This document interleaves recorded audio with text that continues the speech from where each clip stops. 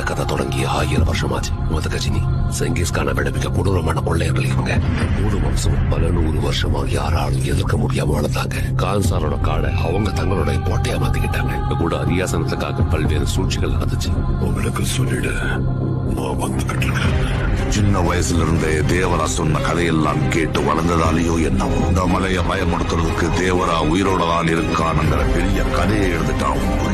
ஒரு பக்கம் அரியாசனத்துக்காக மொத்த கான்சாரும் யுத்தத்துக்கு தயாரா இருக்காங்க.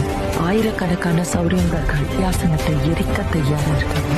ஆனா தேவா அதே அரியாசனத்தை வர்தாக கொடுக்கறதா வாக்கு கொடுத்திருக்காங்க. ஆனா அங்க ஏற்கனவே ஒருத்தன் தன்னோட கால் தரத்தை பதிச்சுட்டாங்க. அவங்க யாருக்குமே தெரியும்.